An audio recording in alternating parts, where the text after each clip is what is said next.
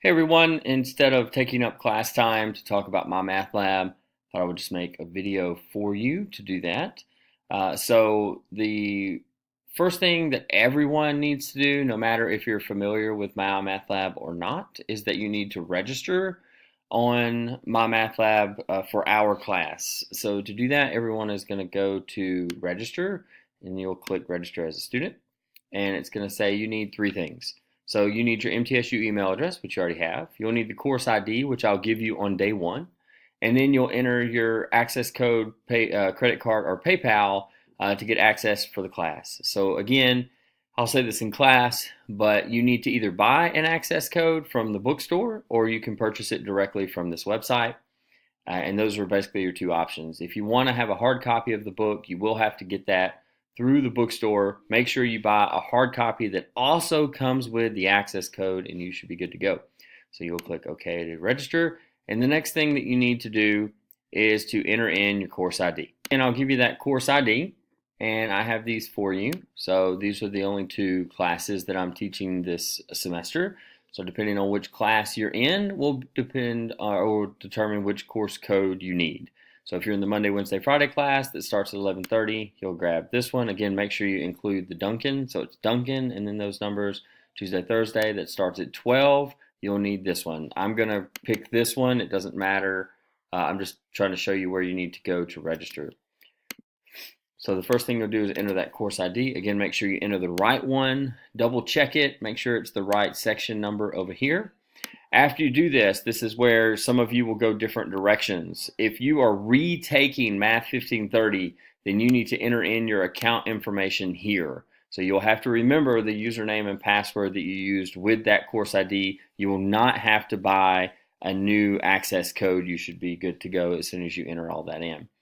For some of you, you will have to create a Pearson account. Oh, let me say this. If you are taking a different course, so if you took, I don't know, whatever other math course, and this is your first time taking 1530, you can still enter in your Pearson account information. It will save you the trouble of entering in your name and email address and all that stuff, but you will still have to have a new access code because the access codes are linked to the book that you assign it to. So if you took another math, then that access code that you used is attached to that book. So this is a new book, you'll have to have a new one.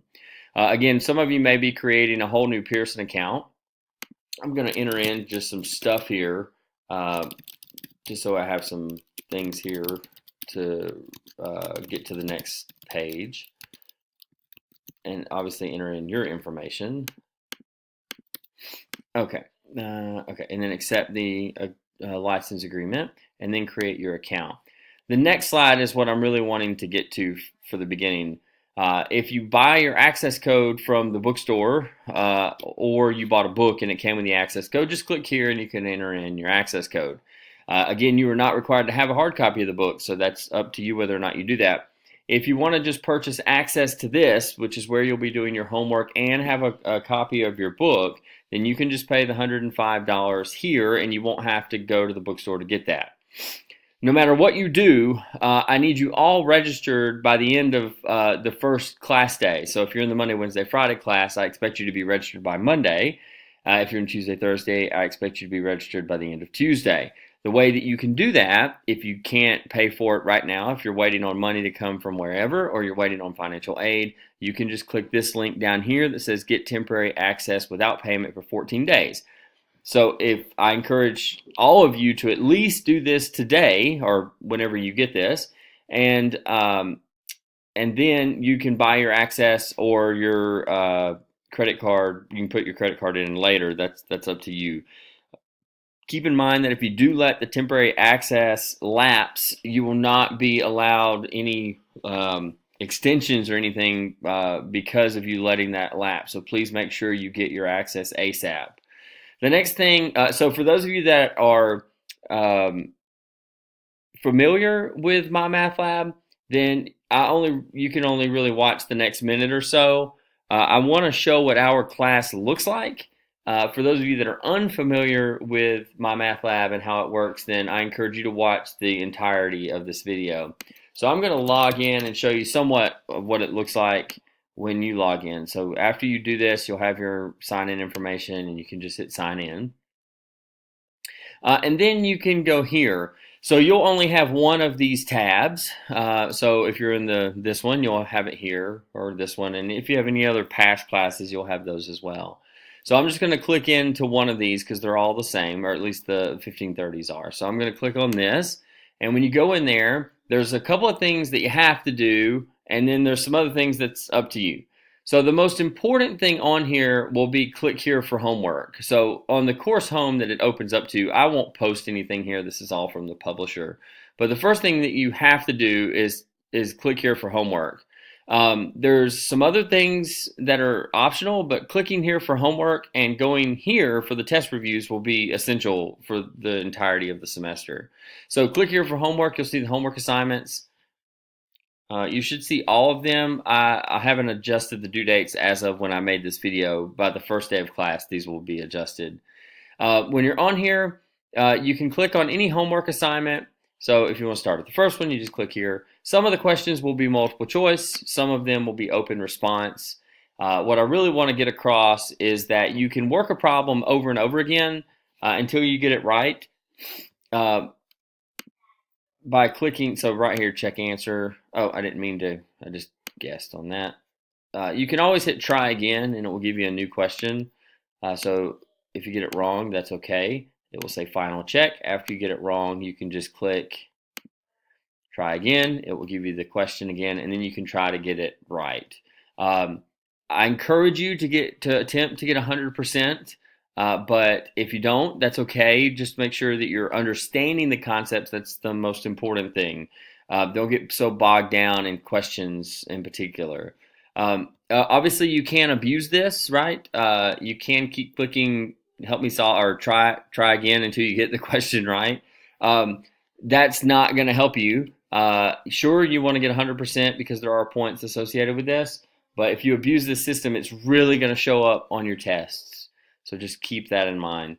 You can obviously hit question help to go to different things. There's an Ask My Instructor feature, so make sure you click that. You can just send me the question that you're working on, and then make sure you tell me something that's going on in the problem, what you're thinking about, what you did, something like that, so I know what's going on in your head with the problem. Please don't just hit send. I won't send you anything back. I have nothing to respond to, so make sure that you tell me what's going on. Homework assignments will always be due the next class day after we finish a concept or after we finish a section. So when we finish section 1.1, it will be due the next class day that we meet at midnight. And that gives you the opportunity to see me in between us finishing the material and when the homework is due. Homework will be a 10% penalty per day that it's late, so just FYI. So that's homework. You get questions on that, please let me know. Files for the course, you can click on that. Click me. You won't see these other things. The only thing you'll see is click me for these files. Click on that, and you'll see the test reviews and all that. And again, these files will be updated, and your review sheets will be in here as well. You can also access the syllabus. I know I've already emailed it to you, but you'll be able to access the one that has my office hours and such on here as well if you lose the one that I give you in class. The other thing that some of you will need to do is to access the virtual copy of the book. So if you don't opt for the hard copy of the book, you need to get the virtual copy of the book. When you click on that, you'll be able to click on eText. It will open up a new window, and you can navigate to any chapter or section that you want. Guys, you will be asked to read the sections. I don't know why that's not working. Oh, there it goes.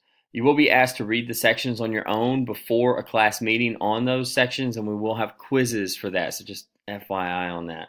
So obviously this is going to look like the book, and then you can just click on Fundamentals of Statistics, and then click that drop down, and then you can navigate to whatever section, chapter that you want to go to, right, and that'll let you go to the different parts of the book.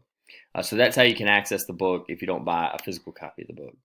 Other than that, the rest of the stuff is for practice. I will bring up StatCrunch. It's a statistical tool. I'll be bringing that up in class. You can access it here if you like. I'll show you how to navigate that. That will come in handy on your homework in many cases. So I'll be cueing you in on that as we progress.